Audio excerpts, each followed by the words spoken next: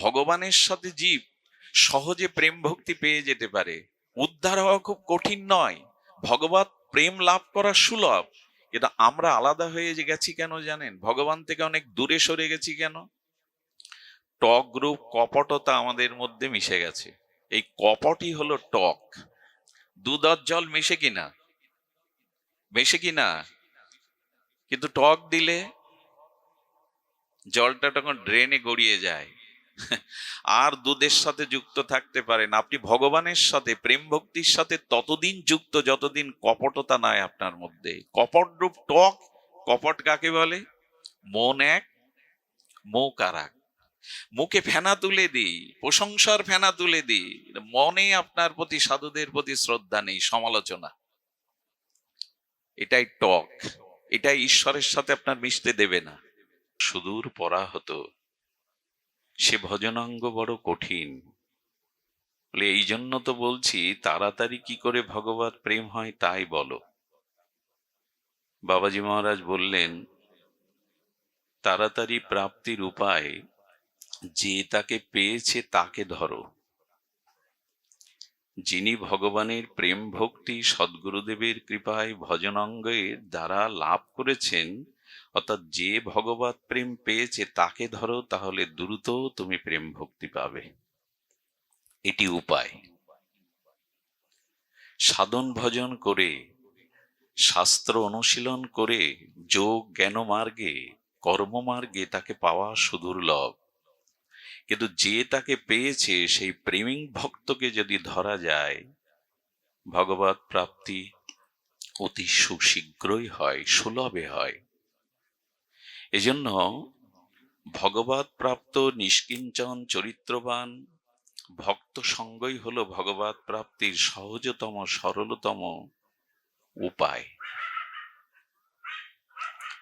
তো আমরা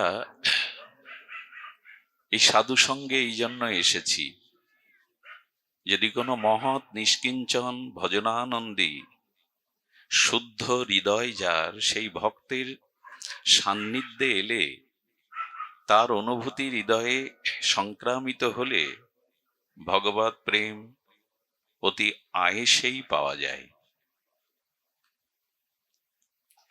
তবে শ্রীমান মহাপ্রভুর মতাদর্শ হল, এই সাধু সঙ্গে কলিযুগের বিশেষ সাধনা হল যজ্ঞই সংকীর্তনয় প্রয় যজন্তি হি সুমেধসা। বলছেন যে এই যুগে তাদেরই সুমেধা, তারাই প্রকৃত সুবুদ্ধিমান, যারা এই শুদ্ধ ভক্ত সঙ্গে হরিনাম সংকীর্তন হরিকথাকে জীবনের ভজন রূপে গ্রহণ করেছেন।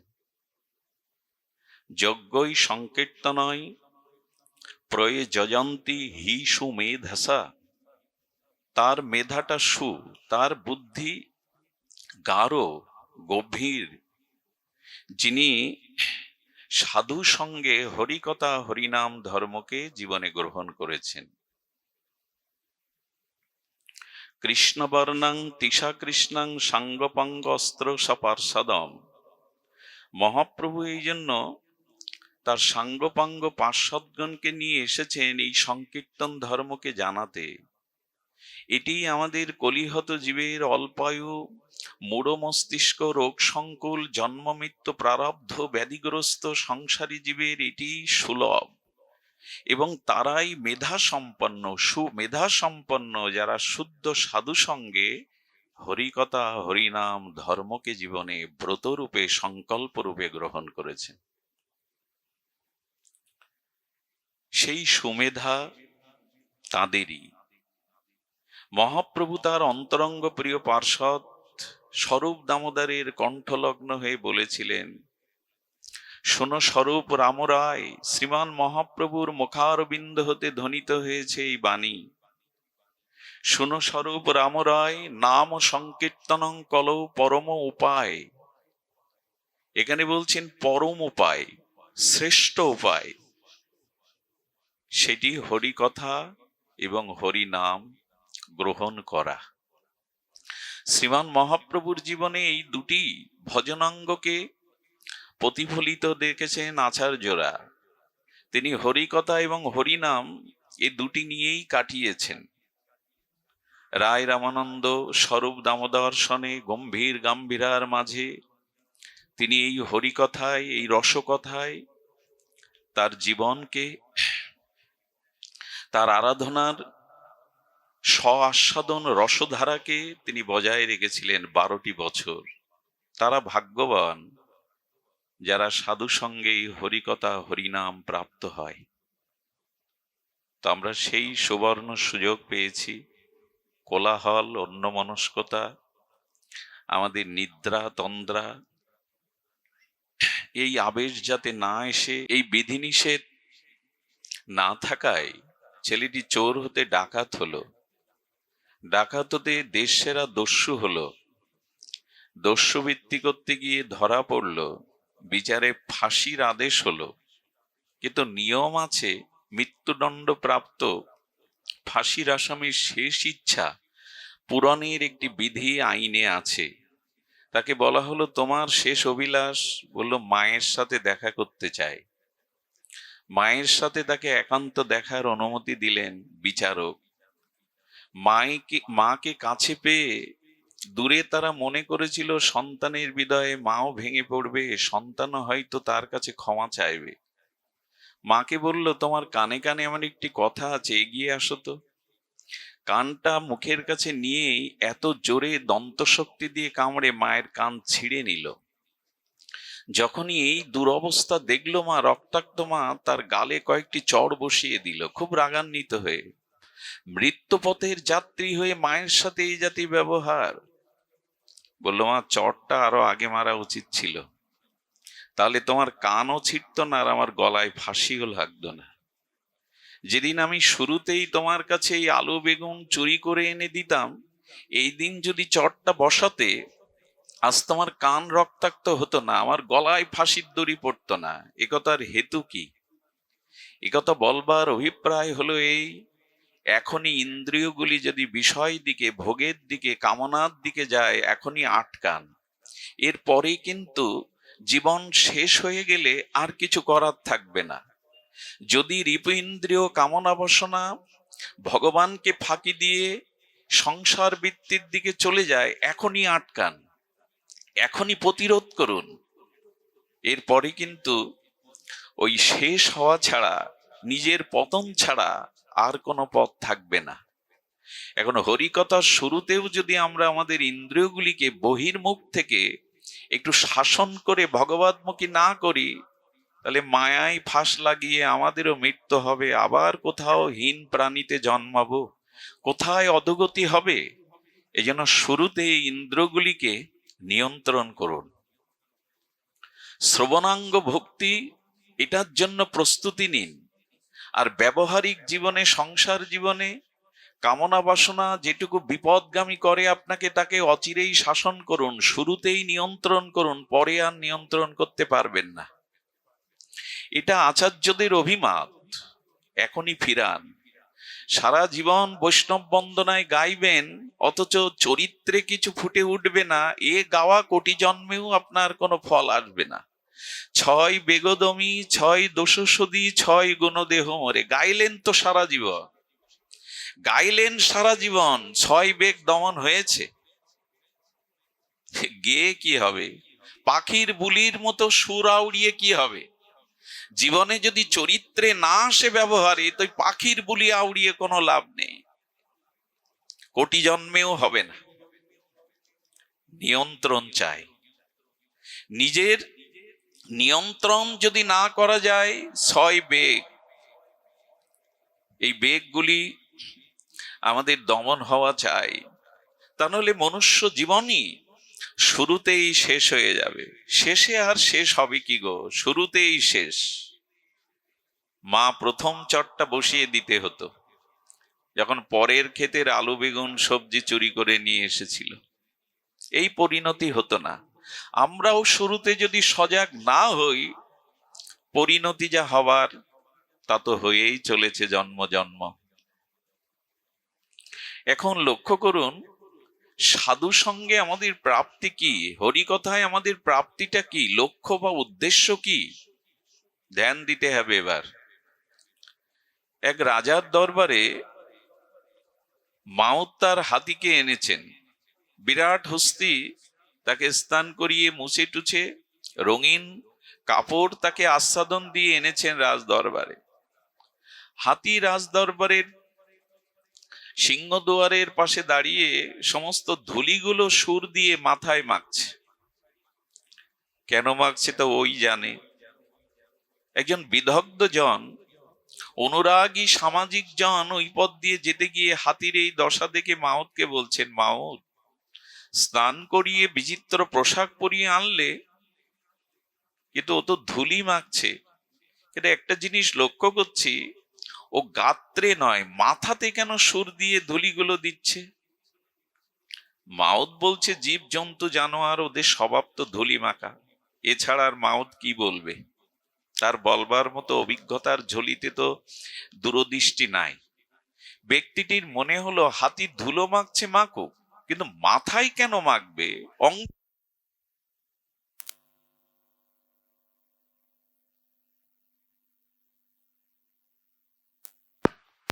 অঙ্গে মাখবে কেন, মাথায় মাখছে?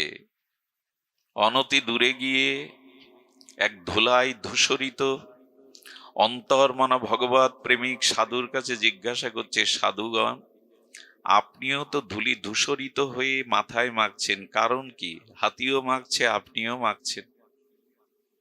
আহা! অনুভব বেদ্য সাধুর কণ্ঠ হতে এক অমৃত বাণী খরিত হলো। সাধুমুখের একটি শব্দ, একটি বাণী আমাদের জীবনকে, আমাদের এই মনুষ্য জীবনের সফলতা এনে দিতে পারে, আত্মকল্যাণের কারণ হয়ে যেতে পারে। একটি মাত্র শব্দ। বিবেক যদি জাগে না, তো একটি শব্দ দ্বারাই জাগে। বাবা, বেলা যে গেল, বাসনায় আগুন দাও। এই একটি কথায় লালাবাবু জগৎ ছেটের জীবনে পরিবর্তন এলো। পরিবর্তন আবার কি? কৃষ্ণপদে রাধারানীর চরণে প্রেম পেয়ে গেল, ব্রজে তাদের বাস হলো ওই একটি কথায়। বিকাল বেলার গোধূলির রক্তিম রামে পশ্চিম দিগন্তে যখন সূর্য অস্ত যেতে বসেছে, কে এক দরিদ্র ঘরণীর কুমারী কন্যা বলছে, বাবা, বেলা যে গেল, বাসনায় আগুন দেবে না? আমরা তো কোটি জন্ম ধরে শুনছি, কোটি কথাই শুনছি, হৃদয় স্পর্শ করেনি। সাধু যে কথা বলছেন বড় মার্মিক কথা। হাতিটি রাজদরবারে গিয়ে ধুলি মাথায় দিচ্ছে কেন জানো? ও খুঁজছে এই ধুলির মধ্যে কোথায় রঘুপতি রামচন্দ্রের চরণ ধুলি। বলে কেন?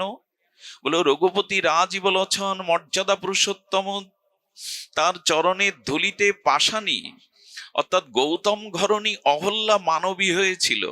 সাধুর আশা এই, কোথাও না কোথাও ভগবানের চরণ ধুলি পড়ে আছে। সেই চরণ ধুলি যদি মস্তকে দিতে পারি, তবে আগামী জন্ম হস্তি জন্তু জানোয়ার না হয়ে মানুষ হয়ে ভগবানের ভজন করতে পারবো। তাই দিচ্ছে। কিন্তু আমার তো ওর মতো ব্যাকুলতা এলো না। ও হস্তি হয়ে এই অনুভূতি আসলো, আমার আসলো না। আমাদের আসে তো, যে সাধুর চরণ ধুলি, সাধুর আনুগত্য, এরূপ শ্রদ্ধা বিশ্বাসই আমার জীবনের কল্যাণ করতে পারে। হই হুল্লোড় আর আসা যাওয়া, কে কি বলল তাতে আমার কি এসে যায়? আমি কম বুঝি, আমি কম জানি, এতে হবে না, এতে কারো হয়ও নি।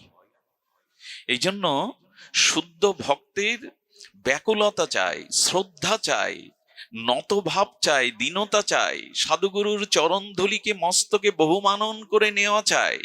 এতে অনুভব হয়, এতে নিজের কল্যাণ হয়।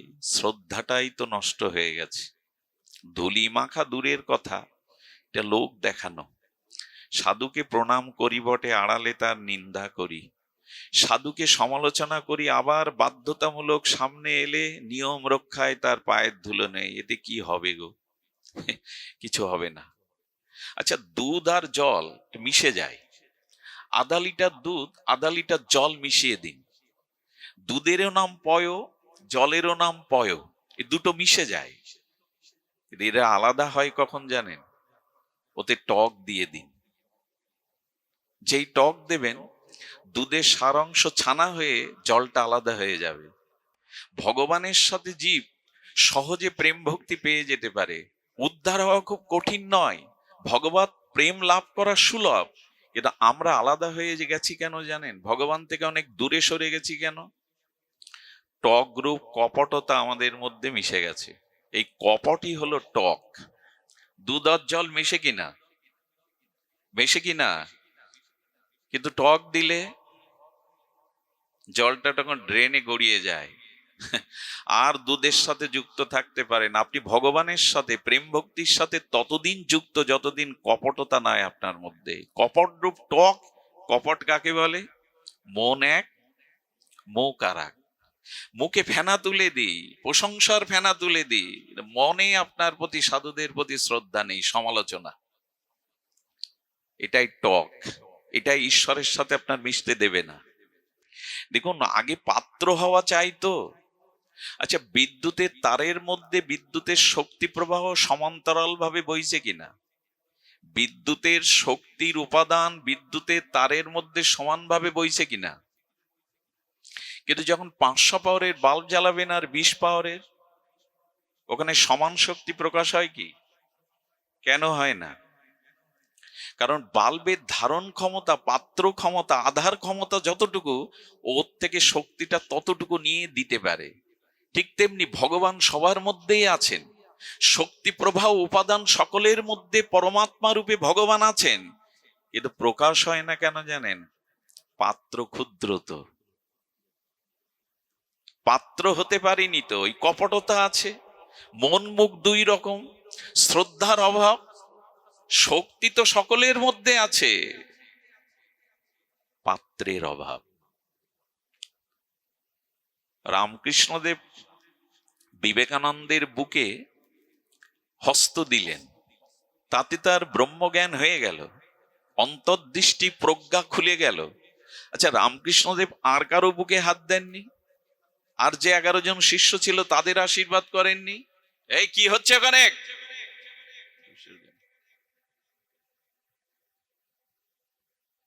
তাদের বুকে হাত দেননি? দিয়েছিলেন। সকলের নরেন দত্ত থেকে বিবেকানন্দ হয়নি। কেন জানেন? ঠাকুর রামকৃষ্ণের হাতের মধ্যে 50% কৃপা ছিল, আর বিবেকানন্দের হৃদয়ে কৃপা গ্রহণের মতো যোগ্যতা 50% ছিল, এই জন্য মিলে গিয়েছিল। পাত্র নাই তো কি ধরবো?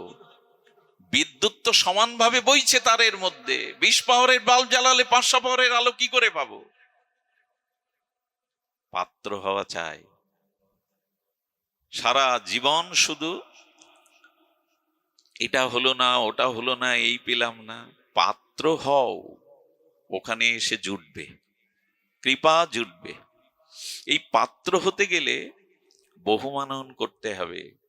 বহুমাননটা কেমন জানেন? মাবলিক কথা যদি হৃদয় দিয়ে শোনেন, বহুমাননটা কেমন? মেলার মধ্যে মাঝে মাঝে বাচ্চারা হারিয়ে যায়। খুব বড় রথের মেলা, লোকারণ্য মেলার মধ্যে ভিড়ে বাচ্চারা হারায়।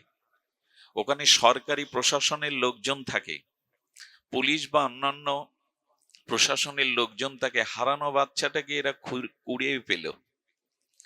কাঁদছে দেখে, মাকে হারিয়েছে দেখে, ওকে ওদের যে ক্যাম্প থাকে সেই ক্যাম্পে নিয়ে এলো। বাচ্চাটার অনুসন্ধান চলতে লাগলো। বাচ্চাটা কেঁদে ওঠে মা মা বলে। তখন ওর জন্য কিছু মিষ্টি মিঠাই খাদ্য এনে দেয়া হয়। তোমার মা আসবে, এটা খেয়ে নাও। শিশু তো, সরল তো, ক্ষুধাও আছে, খেতে খেতে মাকে ভুলে যায়। কিন্তু খেতে খেতে আবার যখন মায়ের স্মরণ হয়, দেখবেন আবার সব ছুঁড়ে ফেলে কাঁদতে থাকে। প্রশাসন বিভাগের লোকজন শিশু বাচ্চাটাকে সামাল দেওয়ার জন্য খেলনা কিনে আনে। খেলনা কিনে এনে তার সামনে ভোলাবার চেষ্টা করে। খেলনা পেলেও ভুলে যায়। আচ্ছা বলুন তো, এইভাবে কতক্ষণ ওকে সান্ত্বনা দিয়ে রাখবেন? যতক্ষণ ও মাকে না পাচ্ছে, মায়ের স্নেহের কোলে না উঠছে, খেলনা দিয়ে মিষ্টি দিয়ে কি ভুলিয়ে রাখা যাবে?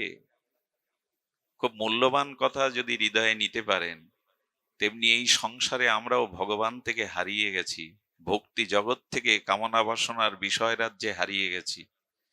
এখন এই শান্তি ফিরে পেতে গেলে ভগবানকে প্রয়োজন। টাকা পয়সা অর্থবিত্ত বাড়ি গাড়ি ওই শিশুর সামনে রাখলে কিছুক্ষণ ভুলতে পারে, তাতে শান্তি স্থায়ী হবে না। ওনাকে ডেকে দিন, ঘুমাচ্ছে, ঘুমিয়েন না। জয় রাধে। একমাত্র ঘুমিয়ে পড়লে জাগবেন কখন? আমরা তো সারা রাত জেগেছি। সামনে কেউ ঘুমালে উঠে হেঁটে আসুন, চোখে জল দিয়ে আসুন, দয়া করে ঘুমাবেন না। ধ্যান দিন। শিশুটির মা চায় খেলনা মিষ্টান্ন দ্রব্য, তাকে বেশিক্ষণ ভুলিয়ে রাখা যাবে না। আমি নিশ্চিত দৃঢ় কণ্ঠে বলতে পারি, সুন্দরী স্ত্রী, বৃত্ত বৈভব, পদ মর্যাদা জগতে যা কিছু পান, মায়ের কোলে না যাওয়া পর্যন্ত যেমন অন্য বস্তুতে শিশুটির শান্তি নেই, অনন্ত কোটি কালও আপনি শান্তি পাবেন না যতদিন ভগবানের কাছে ফিরে না যাবেন আপনি। আচ্ছা, সোনা দিয়ে যদি শান্তি বা সুখ কেনা যেত, মন্দাদরি সুখী হতো না? সোনার অভাব ছিল মন্দাদরির? আচ্ছা, সোনার লঙ্কায় বাস করে রাবণ শান্তি পেল কি করে? আশা করেন যে অর্থ থাকলে, সোনা দানা থাকলে শান্তি পাবে? যাদের আছে তাদের একজন সামনে এনে প্রমাণ করুন উনি শান্তিতে আছে। পাঠ ছেড়ে দিয়ে তার চরণ সেবা করবো সারা জীবন। শান্তি যে কোথায়, আনন্দ যে কোথায়, এ জানতেও কয়েক জন্ম লেগে যাবে। সাধু কৃপা, বৈষ্ণব কৃপা, শ্রীগুরু কৃপা না হলে শান্তি কোথায় এ আদৌ জানা যাবে না। ঘুরতে হবে ওই টাকা পয়সা সুন্দরী রমণীর মধ্যেই শান্তি।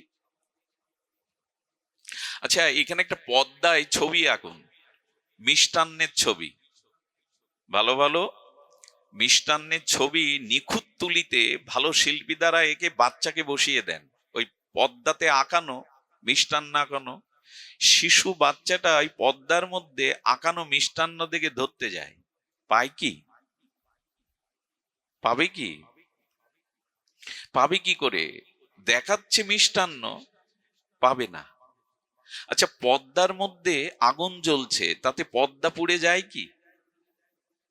টেলিভিশনের মধ্যে সম্প্রচার করছে ঢাকায় কোনো ফ্যাক্টরিতে আগুন লেগেছে, লাইভ সম্প্রচার, সত্যিই তো। কিন্তু টিভির মধ্যে আগুনটা কি সত্যি? যদি সত্যিই হতো, সত্যি ছাড়া কি লাইভ সম্প্রচার হচ্ছে, তো ঢাকা থেকে সরাসরি দেখাচ্ছে, কিন্তু টিভির মধ্যে আগুনটা সত্যি হলে আগে টিভিটাই পুড়ে যেত। দেখাচ্ছে ঠিকই, সত্য নয়। তেমনি সংসারে বিত্ত বৈভব বাড়ি গাড়িতে সুখ দেখায়, সেটা পর্দার মতো হাত বাড়ালে পাবেন না। আজ পর্যন্ত কেউ যদি পান, সামনে আসুন, যে সংসার থেকে চির সুখ বা আনন্দ পেয়েছেন। সুখ যেটুকু পান, পরিণামে দুঃখ দিয়ে তা পরিশোধ দিতে হবে, খেসারত দিতে হবে।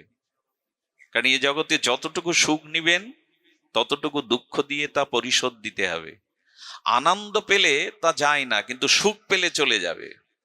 সুখ দুঃখ, রাত্রি দিন, লাভ ক্ষতি, এটা দ্বৈত বৃত্তি দিয়ে এই জগৎ তৈরি। আয়নার মধ্যে যে নারীকে দেখা যায়, সুন্দরী নারীকে, আয়নার মধ্যে প্রতিচ্ছবির কানে দুল পরাতে পারবেন না, কোনোদিনই পারবেন না। তেমনি আচার্যরা বলেছেন অনিত্যম, অসুখম, এই সংসার অসুখের জায়গা। গীতাকার ভগবান বলছেন এটা সিনেমার চলচ্চিত্রের পর্দার মতো, পর্দার মধ্যে আঙুর ফল দেখতে পাবেন, আস্বাদন করতে পারবেন না। পর্দার মধ্যে গঙ্গা দেখতে পাবেন, আঙুলটা চুবিয়ে ভেজাতে পারবেন না। এই সংসারটা হলো মায়ার পর্দার মতো, সুখ দেখায় কিন্তু হাত বাড়ালে পাওয়া যায় না। তার পেছনেই কোটি কোটি জন্ম কাটিয়ে দিলাম। খুব বুদ্ধিমান আমরা, খুব চালাক আমরা।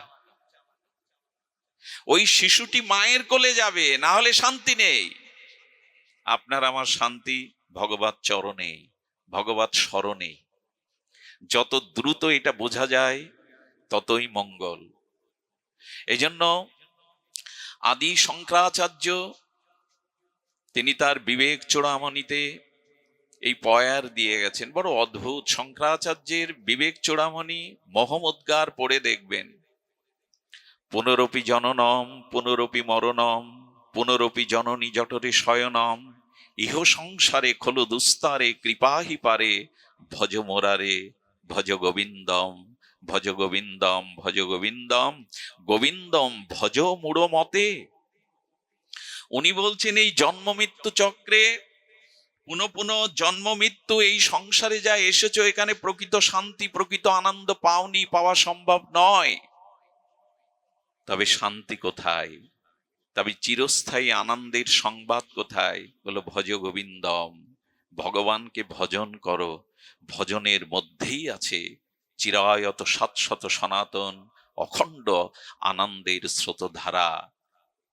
মাথায় ঢোকে কি? আর ঢুকেছে ভজনেই আনন্দ, এ আর মাথায় ঢুকেছে আমাদের। কত কাল চলে গেল, কত জন্ম চলে গেল। অনুভূতি এই জন্য সাধু সঙ্গে ছাড়া আসবে না। তবে সব সাধু সঙ্গ না, সাধু সঙ্গে আসতে হবে, এই অনুভূতি আসবে নিষ্কিঞ্চন নির্মল চরিত্র ভজনানন্দী ভগবানের প্রিয় কোন ভক্ত সাধু সঙ্গ। সাধু সঙ্গ বলতে সব বোঝায় না, আমরা পরে আসছি সে কথায়। এই জন্য শান্তি অন্য কোথাতে আমরা পাবো না। শিশুটিকে মায়ের কোলে ফিরিয়ে দিতে হবে, তবেই তার নিশ্চিত শান্তি। তেমনি ভগবানের চরণে ভজনের দ্বারা আমাদের স্থায়িত্ব আসতে হবে। মহাপ্রভুর মতো, মহাপ্রভুর পরিকরগণের মতো ত্যাগ বৈরাগ্য দ্বারা বলতে হবে ইহকালে পরকালে কারো কাছে কিছু চাই না, শুধু তোমাকে ভালোবাসতে চাই। এ জীবন যৌবন, এ প্রাণমন, এ অনুরাগ ভালোবাসা অন্যকে দিয়ে দেখেছি, কিছু পাইনি, বঞ্চিত হয়েছি, সেখানে অভিশাপ ফিরে এসেছে। এবার তোমার চরণেই সর্বস্ব দিতে চাই। ন ধনং ন জনং ন সুন্দরিং নং কবিতং জগদীশ বা কামায়ে মম জনমনি জনমনেশ্বরে রহিতুকি ভগবদ ভক্তি তৈ। না, ধন জন পুত্র পরিজন সুন্দরী রমণীর চেয়েও না, অহেতুকি ভক্তি চাও। তোমাকে ভালোবাসতে হয় তাই ভালোবাসি, পেছনে মাঝখানে কোনো কারণ রাখতে চাই না। এ আর আমাদের মধ্যে গেছে। হাজারটি কামনা বাসনা নিয়ে আমরা ছুটে চলেছি। একটা অনুরোধ করি, যজ্ঞ করুন, হরিনাম করুন, হরিবাসর করুন। এখানে মান অভিমান, যশ খ্যাতি, পূজা প্রতিষ্ঠা, নিজের বিজ্ঞাপন থাকলে এ পথে আসার দরকার নাই। এ পথে এসে নিজেকে কেন ঠকাচ্ছেন, অন্যদের ঠকাচ্ছেন, ভগবানকে কেন ঠকাচ্ছেন? দেখুন, সাধারণ অজ্ঞ মানুষ, সাধারণ সংসারী মানুষ, যিনি ভজন পথে সাধু পথে আসেননি, তিনি কোনো অন্যায় অপরাধ করতে পারেন, সেটা সামাজিক দৃষ্টিকোণে মানায়। কিন্তু সাদা পোশাক পরে মালা তিলক নিয়ে হরিনাম হরিকথা প্রচার করতে গিয়ে যদি চরিত্রে শুদ্ধতা না থাকে, তবে আপনি শুধু নিজের পতন ঘটালেন না, আপনার কারণে ধর্মের অবমাননা হলো, ধর্মের প্রতি অন্বেষের বিশ্বাসের চিড় ধরল, সাধুগুরু বৈষ্ণবের প্রতি মানুষের অশ্রদ্ধা এলো। এর কারণ আপনি, এর খেসারত একদিন আপনাকে দিতে হবে। আপনি আপনার কারণে পতন হতে পারেন, আপনার কারণে ধর্মের বদনাম হচ্ছে, অন্য সাধুদের বদনাম হচ্ছে, এই খেসারত কে দেবে? সাদা কাপড় যদি পরেন, দাগ লাগানো থেকে মুক্ত থাকুন। এখানে দাগটা খুব দ্রুত সহজে লাগে। এই পথে এসে নিজেকে ঠকিয়ে অন্যকে ঠকানোর জায়গা এটা নয়। কিন্তু ধর্ম কর্ম আর যা কিছু চলছে কপটতায়, লোক দেখানো, বিজ্ঞাপনে, এগুলি দিয়ে আদৌ কিছু হবে আমার মনে হয় না। আদৌ কিছু হবে না, কোটি জন্ম করলেও হবে না। আগেই বলেছি, দুধ জল সহজে মিশবে, দুধের মধ্যে জল মিশানোর মধ্যে টক দিয়ে দিলে জল আলাদা হতে বাধ্য। কপটতা যেই আসলো, লোক দেখানো ভাব আসলো, আপনি অনেক অনেক দূরে চলে গেলেন। ভজন বেশি লাগে না। এক কৃষ্ণ নামে সমস্ত পাপ ক্ষয়। এক কৃষ্ণ নামে, দুই বলেনি। দ্বিতীয় কৃষ্ণ নামে প্রেম পাওয়া যায় দুইবার, আর বলা লাগে না। একবার বললে সমস্ত পাপ যাবে অনন্ত জন্মের, আর একবার বললে বৈকুণ্ঠের পুষ্পরথ আসবে ভগবত ধামে আপনাকে নিয়ে যাওয়ার জন্য। এতবার বলছি, কাজ হচ্ছে না কেন? সমস্যা ওইখানেই। ছিদ্র পাত্রে অমৃত ঢেলে কি করবেন? দাঁড়াবে না। বালুর ওপরে বৃষ্টির জল পড়লে হবেটা কি? কপটতা থাকলে কি হয় জানেন? অন্যকে লোক দেখানো ভাব থাকলে কি হয় জানেন? নিজের প্রভুত্ব প্রতিষ্ঠা করবার জন্য এ পথে এলে কি হয় জানেন? কি হয়? বললো জল শূন্য মেঘের মতো। আচ্ছা, মেঘ আছে কিন্তু তাতে জল নেই, জল দেওয়ার ক্ষমতা নেই, সে মেঘের মহিমা কি? মেঘে যদি জল না থাকলো তো সে মেঘের মহিমা কি? ওনাকে ডেকে দিই। ঘুমাচ্ছে কেন? ঘুমায় না। ঘুমানো ব্যক্তিকে যদি বলেন ঘুমাচ্ছে, বলে না তো, এই কথা প্রথমেই বলবে। হ্যাঁ, একজনকে বলা হচ্ছে সামনে, নির্বেণ বাবু, বলে হ্যাঁ হ্যাঁ হ্যাঁ হ্যাঁ, আবার ঘুমাচ্ছে। পাঠক বলছে নির্বেণ বাবু, বলে আপনি ঘুমাচ্ছেন? না না না, আমি ঘুমাইনি। তিনবার এবার বলছে নির্বেণ বাবু, আপনি মরে গেছেন? বলে না না, মরিনি মরিনি। স্বীকার করতে চায় না, কিন্তু এসে যায়। শরীরে যদি অপরাধ বোধ থাকে, অনেক জন্মের যদি দুর্বাসনা কামনা পাপ অপরাধ থাকে, তবে হরিকথাতে অলসতা আসে, নিদ্রা আসে। হরিকথা থেকে দূরে সরাবার এটা হলো কালের প্রভাব। যখনই হৃদয়ে অনন্ত জন্মের পাপ অপরাধ বাসা বাঁধবে, হরিকথাতে আপনার রুচি হবে না, আদৌ রুচি হবে না, দূরে ঠেলে নিয়ে যাবে। সে যত বড়ই নামী ভক্ত অমুক তমুক হন। হরিকথাতে নিদ্রাবিত হওয়াটা মহা অপরাধের মধ্যে গণনা করা হয়েছে। পার্বতীকেও ক্ষমা করেনি ভগবান শঙ্কর, এ কথা অনেক আগে আপনাদের আমি শুনিয়েছি। নাই বা ওদিকে গেলাম, ফিরে আসি। তবে ভগবত চরণ লাভের আমরা সহজ পন্থা বলেছি এই শ্রবণ কীর্তন, হরিনাম সংকীর্তন নিষ্কপটে নেওয়া এবং শুদ্ধ সাধুমুখে হরিকথা শ্রবণ, এটার দ্বারাই আমাদের কল্যাণ সম্ভব। সুধীবৃন্দ, রঘুপতি রাজবলোচন রামচন্দ্র চলেছেন বনে। আসুন আমরা সহজ করে একটু শুনি ভক্তি লাভের উপায়। রঘুপতি রামচন্দ্র বনবাসে গেছেন পিতৃসত্য পালন, মায়ের কথা রক্ষা, সে রাবণ বধ বলুন, অনেকগুলো কারণ। ভগবানের একটি লীলার মধ্যে 5-7টা কারণ থাকে। লীলাময় পুরুষোত্তম, মর্যাদা পুরুষোত্তম বনে চলেছেন, কিন্তু মূল লক্ষ্য কেন জানেন? লঙ্কায় রাবণ বধ অযোধ্যা থেকে করতে পারতেন, তারকা রাক্ষসী বধ করতে পারতেন প্রভু, কিন্তু আসলে বনগমনের মূল উদ্দেশ্য শবরীর কাছে যাওয়া। এই দেখুন, ভক্তি লাভ সহজে কি করে ভগবানকে পাওয়া যায়। রঘুপতি রামচন্দ্রের মূল লক্ষ্য শবরীর কাছে যাওয়া।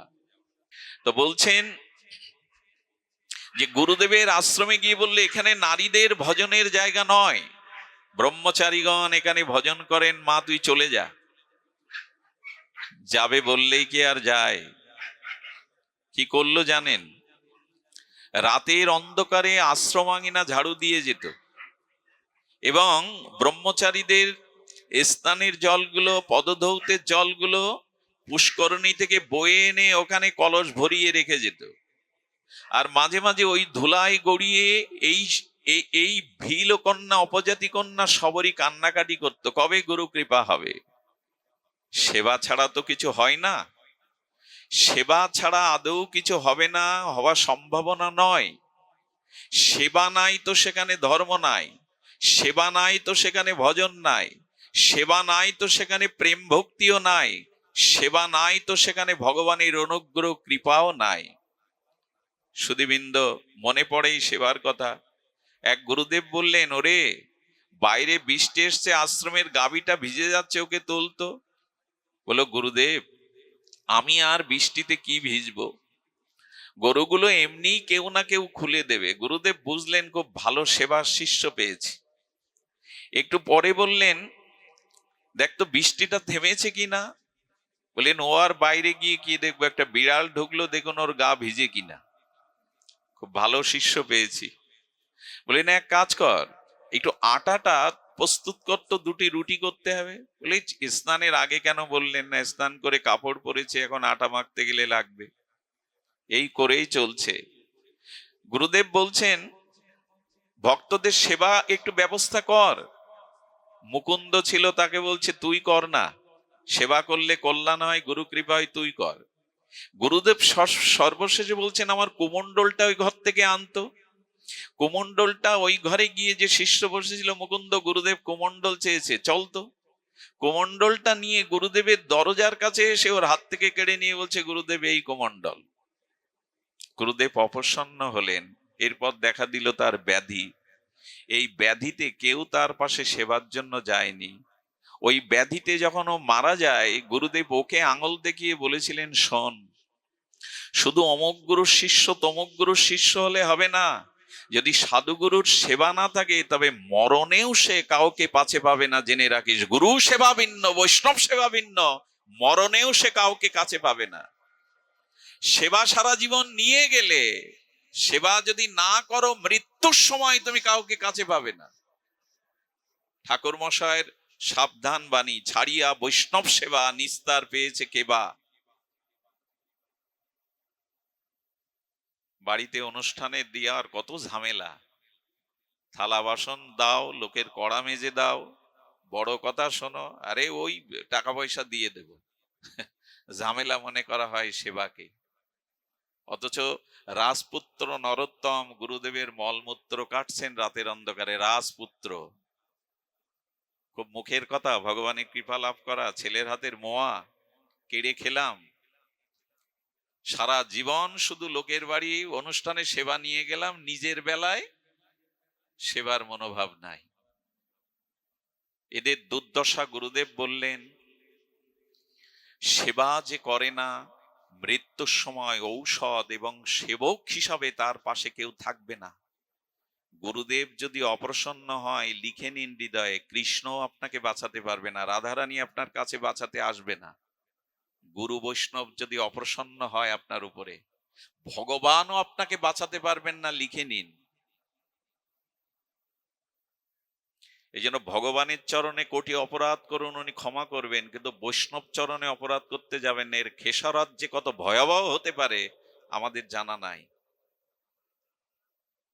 সুধীজন, সতর্ক হন। সাধু সাবধান বলেছে, চোরকে সাবধান বলা হয়নি, সাধু সাবধান। পদে পদে ভক্তি বিঘ্নিত হতে পারে, সতর্ক হও। সতর্ক আর আমরা হয়েছি। রঘুপতি রামচন্দ্র বনে গমন করার মূল লক্ষ্য এই শবরীকে কৃপা করবার জন্য। মাতণ্ড ঋষি বললেন, কে রাতের অন্ধকারে আঙিনা ঝাড়ু দিয়ে কে পরিষ্কার করে? ব্রহ্মচারীর জলগুলো কে পাত্রে বয়ে দিয়ে যায়? খোঁজ নে তোরা, কে আমাদের অলক্ষ্যে সেবা করে চলেছে? শিষ্যরা বললেন, ওই সেই ভীল উপজাতির নিচ জাতির কন্যাটি কাঁদে, ঝাড়ু বুকে নিয়ে কাঁদে। বলে, ওকে ডেকে আন। আজই আমি ওকে মন্ত্র দেব। করুণা করলেন, কৃপা করে বললেন, বাবা বলেছিলেন এই আশ্রমে মেয়েদের থাকার জায়গা না। বলে, বাবার কাছে মেয়ে থাকবে, তাতে কার আপত্তি? গুরুদেব দেহ রাখার সময় মাথায় হাত দিয়ে বললেন, শবরী রে, চলে যা, এখানে আশ্রমে থাকিস না, পুরুষদের মধ্যে থাকিস না, চলে যা জঙ্গলে, কুঠির নির্মাণ করে প্রভু রামচন্দ্রের প্রতীক্ষায় থাকবি, সর্বদা নাম জপ নিয়ে থাকবি, একটি করে মালা গেঁথে রাখবি, প্রভু তোর দুয়ারে আসবে যেদিন মালাটা পরিয়ে দিস, বনের কিছু ফল, মিষ্টি ফল তুলে প্রস্তুত থাকিস, আশীর্বাদ করছে একদিন ভগবানই তোর দুয়ারে আসবে। কে মিলিয়ে দেয় কৃষ্ণকে, কে ভগবানকে পাঠিয়ে দেয় আমার কাছে? গুরু কৃপা, বৈষ্ণব কৃপা। গরুটাকে নিয়ে যেতে পাচ্ছেন না, গাভীটাকে জোর করে নিয়ে যেতে পাচ্ছেন না, ঠেলাঠেলির প্রয়োজন নেই, বল প্রয়োগ প্রয়োজন নেই, গরুর বাছুরটাকে কোলে করে দৌড়ান, গাভীটাও ছুটবে। এটাই রীতি তো নাকি? গাভীটাকে গোয়ালে তুলতে বল প্রয়োগ করছেন, উঠছে না, কিন্তু বাছুরটা কোলে নিন, ও যেদিকে যাবে গাভী মা অনুসরণ করবে।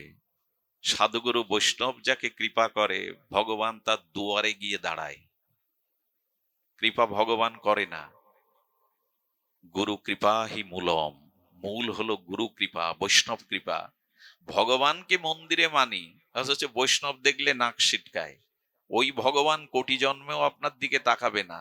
জেনে রাখুন, মন্দিরে গিয়ে ভক্তি আর বাইরে এসে ভক্তদের প্রতি অভক্তি, এটা ভগবান মেনে নেন না। কোন মা পারবে এখানে তার কোলের সন্তানকে যদি বলাই ঢুকতে না দেয়া হয়, এখানে তার কোনো ব্যবস্থা নেই। আপনার ব্যবস্থা আছে, ওই মা ঢুকবে ওখানে? সন্তানের কোনো ব্যবস্থা নেই, সন্তানের জন্য কোনো আয়োজন নেই, মায়ের জন্য আছে, মা ঢুকবে? এই জন্য বৈষ্ণব চরণে যদি ক্ষুদ্র অপরাধ হয়, কোটি কোটি ভজন হতে আপনি বাদ পড়ে যাবেন। চৈতন্য চরিতামৃতকার এই পয়ারে বড় সাবধান বাণী দিয়েছেন, বৈষ্ণব চরণে যদি হয় ক্ষুদ্র অপরাধ, বড় অপরাধ না, বৈষ্ণব চরণে যদি ক্ষুদ্র অপরাধ হয়, মহা ভজন হতে আপনি বাদ পড়ে যাবেন। সে যত বড়ই ভজনানন্দী মহাপুরুষ হন, আপনি বাদ পড়ে যাবেন। ভগবানের কাছে সতর্ক খুব হওয়া লাগে না, ভক্তের কাছে, বৈষ্ণবের কাছে সতর্ক হন, তাহলে সব ডুবে যাবে। আমরা করি তো তাই, মন্দিরে ভগবানকে মানি, পিতামাতা গুরুজন সাধুকেই পেছনে সমালোচনা করি। এতে ভগবান আর তুষ্ট হয়েছেন, এতে আর কৃপা লাভ করেছেন? সবরই যখন যাচ্ছে, কেউ দুগ্ধ পান করে ভজন করে, কেউ বায়ু ভক্ষণ করে, কেউ নিরম্ব, কেউ বা গাছের পাতা খেয়ে যুগ যুগান্তর তপস্যা করছে। ঋষি মুনি আচার্যগণ, মুনীন্দ্র যোগীন্দ্রগণ, তারা বলছে রাম আমার গৃহে আসবে, আমি দুধ পান করে ভজন করে, আমি ফল পান করে ভজন করি, আমি বায়ু ভক্ষণ করে কঠোর তপস্যা করেছি, রাম আসলে আমার কুটিরেই আসবে। কারো কুটিরে যাননি, গেলেন সবরীর কুটির। অভিমান ভগবানের পদ রচনা করে দেয় না। এই যে ভজনের অভিমান আছে, যেই ভজনে অভিমান আসবে, জানবেন ভগবান অন্য পদ দিয়ে চলে যাবেন। এসেছিলেন তিনি আপনার কাছেই আসবেন বলে, যখনই অভিমান দেখবেন। আচ্ছা, অভিমান করে লাভটা কি? খুব বড় আসনে বসলেই বুঝি সব হয়? আচ্ছা, বক কোথায় থাকে? গাছের উপরে বসে কিনা? রাজহাঁস নিচে কে? উপরে কার মূল্যায়ন বেশি? উপরে বসলেই হলো, সভাপতি হলেই হলো, উচ্চ আসনে বসিয়ে দিলেই হলো, সব পেয়ে গেলেন? অনেক সময় যে নিচে বসেছে তার বহুমানন অনেকখানি। আরে আপনার মর্যাদা, আপনার চরিত্র, আপনার ত্যাগ বৈরাগ্য আপনাকে বড় করবে, বড় চেয়ারে বসাতে নয়। প্রকৃতি আপনাকে টেনে নামাবে ওখান থেকে। বক উপরে বসলেও তার মূল্যায়ন নাই, রাজহংসের মূল্যায়ন। ভাগবত আসরে, নামের আসরে আজকাল চেয়ার টেবিল দেয়া হয়, এগুলোও ভাগবতের আপত্তি আছে। যাদের শারীরিক অসুস্থতা আছে, শিরার সমস্যা আছে, তারা চেয়ারে বসবেন। ভাগবতে কোনো সমর্থ সুস্থ মানুষ যদি চেয়ারে বসে শোনেন, এখান থেকে অনেকগুলি অপরাধ যা অনেক জন্মেও শোধন করতে পারবেন না। তার কারণ এখানে অপরাধ জড়িয়ে যাবেন। করুণা নিচের দিকে যায়, জল বা তরল বস্তু কোন দিকে যায়? বলে তুমি যে উপরে বসেছ, আমি বসিনি। এই স্থানটার নাম ব্যাসপীঠ, ব্যাসদেবের সম্মানার্থে এই আসনটা। আর যে দাতা তার হাত উপরে থাকে, আর যে গ্রহিতা তার হাত থাকে নিচে, করুণাটা নিচে নেমে যায়। আজকাল নাম যজ্ঞের আসরেও এসে আপনাদের, মানে লক্ষ্য করে বলছি না, কিন্তু সতর্ক দেয়াবে, ভাগবত যেখানে, তার থেকে উচ্চাসনে যদি বসেন, আপনি অপরাধী হয়ে গেলেন। হ্যাঁ, শরীর অসুস্থ হলে আপনি খাটে বিছানায় শুয়ে এখানে ভাগবত শুনতে পারেন। অসুস্থ শরীরের জন্য ওই বিধান রাখতে হবে, চেয়ার টেবিল। সুস্থ মানুষ কখনো ভাগবতকে উচ্চারণ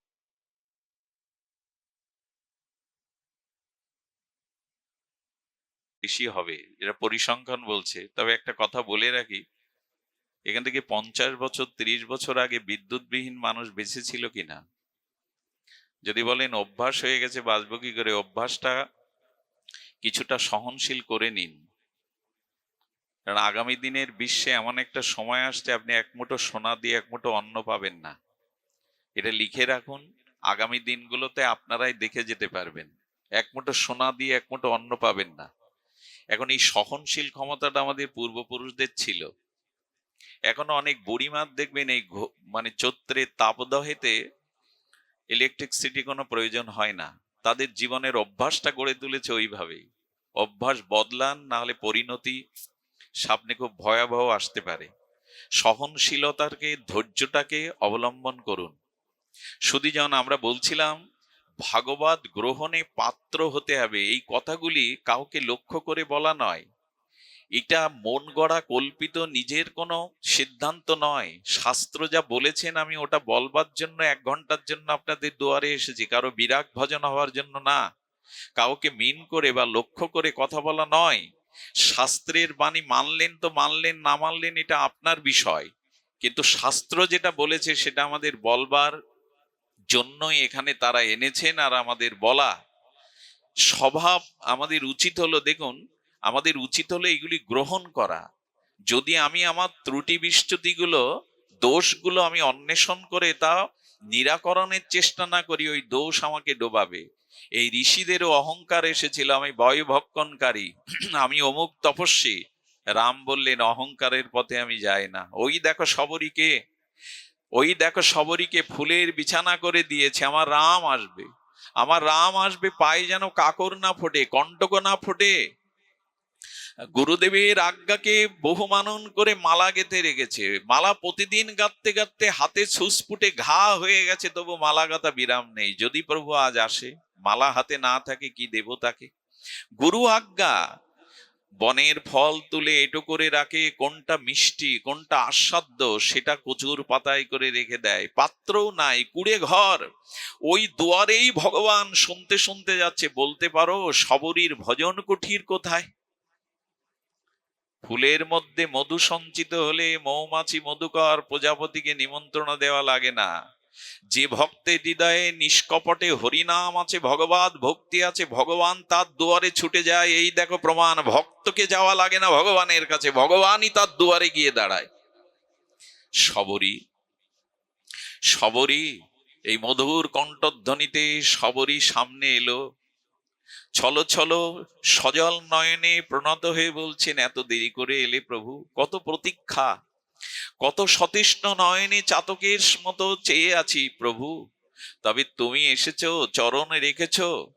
আমি মূর্খ, নারীদের থেকে, নারীদের মধ্যে অধমেরও অধমা আমি, আমার বিদ্যা নেই, আমি নিচু কুলে জন্মেছি, আমি অস্পৃশ্য। তোমাকে বন্দনা করার মতো, স্তুতি করার মতো বিদ্যা জ্ঞান মেধা আমার কিছুই নাই প্রভু।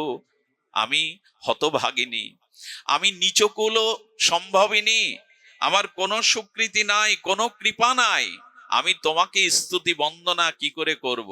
এই দেখুন, ভগবত পাওয়ার জন্য অনেক বড় পণ্ডিত হওয়া লাগে না, অনেক বড় জ্ঞানী হওয়া লাগে না, চাই সরল হৃদয়ে শবরীর মতো আকুতি, চাই ভগবানের চরণে ব্যাকুলতা, উৎকণ্ঠা, পিপাসা। শবরীকে যখন বলছেন প্রভু আমি কুৎসিত, আমি কদাকার, আমার দিকে যে তাকায় সে আর আমার দিকে ফিরে তাকায় না, আমার দুয়ারে এসেছো, আমি কি দিয়ে তোমাকে স্তুতি করব, কি দিয়ে তোমায় বন্দনা করব? রামচন্দ্র একটা শব্দ উচ্চারণ করেছিলেন, তুলসীদাস বলছেন ভামিনী। ভামিনী মানে অতি সুন্দরী। একে তো বিদ্যা হয়ে গেছে, কুশ্রী কালো উপজাতিদের কন্যা, ভিল কন্যা, তাকে সুন্দরী বলছেন কেন রামচন্দ্র? এবার ধ্যান দিতে হবে, আপনাদের গভীর মনোযোগ দিতে হবে। সুন্দরী কেন বলছেন? ভগবান কি মিথ্যা বলে, মিথ্যা প্রশংসা করে? বলো না। আচ্ছা, ভগবান কোন সৌন্দর্য দেখে মিলিয়ে নিন। রঘুপতি রামচন্দ্র বললেন, শোনো শবরী, এই জগতে রূপ, যৌবন, ধন, বিদ্যা, পাণ্ডিত্য কারোর সাথেই আমার কোনো সম্বন্ধ নেই। আমার সম্বন্ধ সরল হৃদয়ে ভক্তির সাথে, যেখানে ভক্তি সেখানেই আমার সম্বন্ধ। তোমার স্তুতির প্রয়োজন নাই, স্তুতির প্রয়োজন নাই, ভক্তির সাথেই আমার সম্বন্ধ। এই কথাটা লিখে নিন না। কোনো কিছুর সাথে ভগবানের কোনো সম্বন্ধ নেই, যেখানে ভক্তি এখানেই ভগবানের সম্বন্ধ। দ্বিতীয় কোথাও কোনো সম্বন্ধ নাই ভগবানের সাথে। ভক্তির সাথেই ভগবানের সম্বন্ধ, অন্য কোনোখানেই সম্বন্ধ থাকতে পারে না। সে আপনি পণ্ডিত হন, বিদগ্ধ জন হন। শবরীকে দিয়ে তুলসীদাস গোস্বামী জগতে প্রকাশ করলেন। দেখুন, ভগবানের সাথে এখানে সম্বন্ধ কয়েকটি করতে পারেন আপনারা। হনুমানকে রঘুপতি রামচন্দ্র বলছেন, তোমার সাথে আমার সম্বন্ধ বর্ণনা করো। কি সম্বন্ধ? হনুমান বললেন, প্রভু যদি দেহের সাথে সম্বন্ধ বলতে হয় তবে আমি দাস, আপনি প্রভু। আর যদি আমি দেহের থেকে একটু জীবাত্মার সম্বন্ধ বলি তবে বলবো তুমি অংশী, আমি অংশ। তুমি অংশী, আমি তার অংশ। আর যদি বলি পরমাত্মার সম্পর্কে, তবে পরমাত্মায় তোমাতে আমাতে ভেদ নাই। হনুমান জ্ঞানীদের মধ্যে অগ্রগণ্য, স্বয়ং সাক্ষাৎ শিব শম্ভ হনুমান রূপে আবির্ভূত হয়েছিলেন। ভগবান রুদ্রই এই হনুমান রূপে এসেছিলেন, জ্ঞানীদের মধ্যে অগ্রগণ্য। বলমধ্যে বলিষ্ঠম হনুমান, তার কথা শুনে রামচন্দ্র বড় প্রীত হলেন। হনুমানের সাথে প্রভুর সম্বন্ধ দাস এবং প্রভু। অর্জুনের সাথে ভগবানের সম্বন্ধ শ্রীকৃষ্ণের সখা। মা যশোদা, দশরথ, কৌশল্যা, নন্দ বাবা, এদের সাথে কৃষ্ণের রামচন্দ্রের সম্বন্ধ হলো বাৎসল্য রসের। আর গোপীদের সাথে ব্রজসুন্দরীদের সাথে সম্বন্ধ প্রিয়া প্রিয়তমের, কান্তা প্রেমের এবং এবং ভালোবাসার একান্ত অনুরাগের সাথে। এই সম্বন্ধগুলো আজও আমাদের কারো হয়েছে কিনা আমি জানি না, কিন্তু সম্বন্ধ না করে ভজন করলে আপনার ভজন পুষ্টি পাবে না। ফুলগুলো মালা হয় সুতার দ্বারা, তাছাড়া হতে পারে না। তেমনি ভগবান বলছেন আমার সাথে একটা সম্বন্ধ করে ভজন করো। সেই সম্বন্ধ ভজনই তোমাকে ভক্তি দেবে। কারণ সম্বন্ধ না হলে কারোর সাথে কেউ করে না। বিপদে আপদে কে পাশে দাঁড়ায়? সম্বন্ধ আছে যার সাথে। সম্বন্ধ ছাড়া পাড়ার লোকের জন্য কারো বুকে কান্না আসে না। কোন অচেনা মানুষ মরে গেল কি পড়ে থাকলো, তার জন্য কারো হৃদয় ব্যথা অনুভব হয় না। সম্বন্ধ হতে হয়। সারা রাত মা জাগবে কেন সন্তানের শিয়রে? সম্বন্ধ আছে বলেই তো। সম্বন্ধ যেখানে নাই সেখানে সেবা নাই, প্রীতি নাই, অনুরাগ নাই। সম্বন্ধ চাই। ভগবান বললেন এই সম্বন্ধ করেই ভজন। এখানে আপনারা যারা এসছেন প্রত্যেকের কাছে যদি আমি আলাদা করে জিজ্ঞাসা করি ভগবানের সাথে কি সম্বন্ধ আপনার, বলতে গিয়ে 10 বার ভাবতে হবে আপনার। সম্বন্ধটা আজও হয়নি আমাদের, আর হয়নি বলেই ভজন পুষ্ট হয়নি। ভগবান ভগবান সর্বশক্তিমান, তিনি সবকিছুর মালিক, এই সব বলিয়া ওড়ায়। তো সম্বন্ধটা কি? তাকে পুত্র রূপে ভালোবাসেন, তাকে পতি রূপে প্রিয় রূপে ভালোবাসেন, তাকে সখা রূপে ভালোবাসেন। তিনি প্রভু, আপনি তার দাস, সেই আচরণ করেন। সম্বন্ধ করিয়া ভজে তারে কৃষ্ণ নাহিতা যে। আর এখানে বক্তা শ্রোতার সম্বন্ধ আছে বলেই ভাগবত হচ্ছে। আপনারা সবাই উঠে যান, আমাকে একা বসিয়ে রেখে পাঠ হবে এখানে। শ্রোতা বক্তার সম্বন্ধ বলেই ভাগবত। চাঁদের সাথে সমুদ্র নদ নদীর সম্বন্ধ বলেই পূর্ণিমার দিনে সমুদ্র স্ফীতি পায়, তরঙ্গায়িত হয়। সম্বন্ধ থাকতে হবে। যে নদীর সাথে সাগরের সম্বন্ধ নাই সে নদী মরা নদী। ভগবানের সাথে আপনার কি সম্বন্ধ? কি রূপে ভালোবাসেন তাকে? আচ্ছা, পরিবারের মা, সন্তান, ভাই এদের এক জায়গায় করলে সবার সঙ্গে সম্বন্ধ এক কি? মায়ের শরীরে যা উপাদান নিজের স্ত্রীর শরীরেও সেই উপাদান। একই উপাদান দুই নারীর মধ্যে, দুইজন নারী, দুইজনকে সমান চোখে দেখেন, দুইজনকে স্পর্শ করলে সমান অনুভূতি হয়। কেন হয় না? সম্বন্ধের কারণে। সম্বন্ধ কত বলিষ্ঠ কেমন জানেন? সম্বন্ধ বলিষ্ঠ। একই যুবক যুবতী এক ঘরে 10 বছর থাকলেও কোনো প্রতিক্রিয়া হবে না, কিন্তু যুবক যুবতী সম্বন্ধ ব্যতীত 1 ঘন্টাও সেখানে থাকতে পারবে না। 10 বছর থাকে কেন জানেন? ভাই বোনের সম্বন্ধ আছে বলে, পিতার কন্যার সম্বন্ধ আছে বলে এক ঘরে 10 বছর কাটালেও প্রতিক্রিয়া হয় না। সম্বন্ধের শক্তি এমন। মার শরীরে যা আছে স্ত্রীর শরীরেও তাই, শুধু সম্বন্ধের কারণে স্ত্রীর প্রতি যে অনুভূতি, দৃষ্টি, মার প্রতি সে দৃষ্টি আসে না। সম্বন্ধ এত বলিষ্ঠ। তা আপনার সাথে ভগবানের কি সম্বন্ধ? এগুলো জানতে গেলেই গুরুকরণ দরকার, পরম্পরা সদ্গুরুদেবের কৃপা দরকার, সাধু সঙ্গে আসা দরকার। নালে তুমি ভগবান আর আমি অমুক এই করেই সারা জীবন অনন্ত জন্ম কাটালেন, কাজের কাজ হবে না। সম্বন্ধ চাই। এই সম্বন্ধ নিয়েই আমাদের ভজন। তেষাং শতত যুক্ত নাম ভজতাম প্রীতিপূর্বকাম দদামি বুদ্ধি জগাম। ভগবান বললেন যুক্ত হও। সম্বন্ধ মানে ভগবানের সাথে যুক্ত হওয়া, যে কোনো একটা রসে। শবরীকে বলছেন, শবরী তুমি ভামিনী, তুমি অতীব সুন্দরী। এ পৃথিবীতে তোমার প্রতি আমার যতটা হৃদয়ের অনুরাগ, পণ্ডিতের প্রতি, ঋষিমুনিদের প্রতি ততটা নয়, কারণ ভক্তি যেখানে আমার সম্বন্ধ সেখানেই। আহা, ভক্তি যেখানে সেখানেই আমার সম্বন্ধ। রূপের কথা বলছো, পাণ্ডিত্যের কথা বলছো, বিদ্যার কথা বলছো, ধনের কথা বলছো, তোমার তো কিছুই নাই। ধন নাই, বিদ্যা নাই, গৃহ নাই, ঐশ্বর্য নাই, স্তুতি করবার মতো মেধাও নাই, পাণ্ডিত্যও নাই, নিচুকুলে নারী হয়ে জন্মেছ, তারপরেও নারী নারীদের মধ্যে যে অধমা, তুমি তাই বলছো। তবে এগুলি আমার সম্বন্ধের কারণ নয়, প্রীতির কারণ নয়, শুধু ভক্তি আমার সম্বন্ধের কারণ। কেমন জানেন? অষ্টবক্র মুনি, অষ্টবক্র মুনি গেছেন কার সভাতে? রাজর্ষি জনকের সভাতে। রাজর্ষি জনকের সভাতে সমস্ত বিদগ্ধ জন, বিদ্বৎগণ বসে আছেন। আচার্য ঋষিগণ, ব্রহ্মতুল্য তাদের নিষ্ঠা, তারা বসে আছে। অষ্টবক্র যেই উপস্থিত হলেন এই জনক রাজার এই বিদগ্ধ জনদের, বিদ্বৎ জনদের সভাতে, অষ্টবক্রকে দেখে ঋষিমুনিরা হেসে উঠল, উপহাসের হাসি। ওদের হাসি দেখে অষ্টবক্র হেসে উঠল। কৌতূহলে জিজ্ঞাসা করছে ঋষিরা, অষ্টবক্রকে বলছেন, আপনি হাসলেন কেন আমাদের দেখে? বলে, তার আগে আপনারা হেসেছেন, আপনারাই বলুন আমাকে দেখে আপনারা হাসলেন কেন? খুব ধ্যান দিন কথাটির দিকে, এর মধ্যে নূতন একটি সন্ধান পাবেন, পথ নির্দেশিকা পাবেন। বললেন, আমরা হেসেছি, কিছু মনে করবেন না, আপনার মতো কদর্য রূপ এ জগতে আমাদের চোখে আর পড়েনি। এত বিকট, 8 জায়গায় বাঁকা অষ্টবক্র, যাকে দেখলেই ঘৃণা আসে, এত বড় কদর্য কুৎসিত রূপ আমরা পৃথিবীতে কারো মধ্যে দেখিনি, তাই দেখে হেসেছি। এবার বলুন আপনি হাসলেন কেন? আমি হেসেছিলাম এই কারণে, আমি মনে করেছিলাম রাজা হয়েও ঋষি, রাজা জনকের দৃষ্টান্ত, কর্মযোগীর দৃষ্টান্ত গীতায় ভগবান দিয়েছেন, স্বয়ং ভগবান। সেই রাজসী জনকের সবাই মনে করেছিলাম আত্মজ্ঞানীগণ, মুনিগণ, ঋষিগণ, ব্রাহ্মণগণ এখানে বসে আছে। কিন্তু আমি এসেছি কেন জানেন? এসে দেখলাম একজন ব্রাহ্মণ, একজনও ঋষি, একজনও মুনি এখানে আছে, সব চামার। এই চামার দেখে আমার হাসি লেগেছে। চামার মানে যারা চর্মকার, চামড়ার কাজ করে, ওদের তো একটু রাগ হতে পারে। সব বড় বড় ঋষি বলেন, আমাদের চামার লাগছে আপনাকে? বলে, তার কারণটা শুনুন। আমি অষ্টবক্র মুনি, এখানে আমার কুৎসিত চেহারা আর কালো রং দেখে আপনারা হেসেছেন।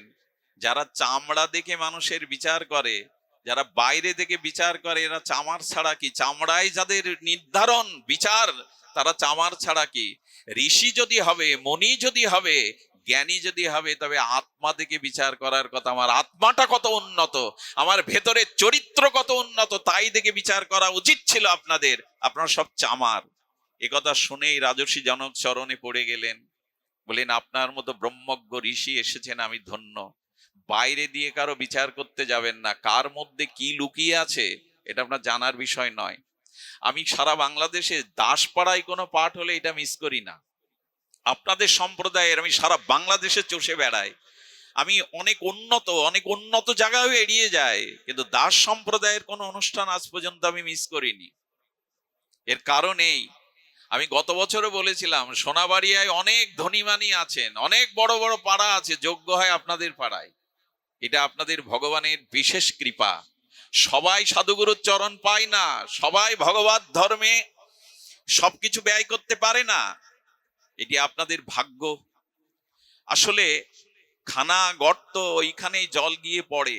অভিমান থাকলে ওখানে কিছু যায় না। আমি অমুক তমুক, এতে কিছু যায় আসে না। এটা রামচন্দ্র শবরীকে দিয়ে ঋষিরা বলল, আসলে এই সেই রাম তো।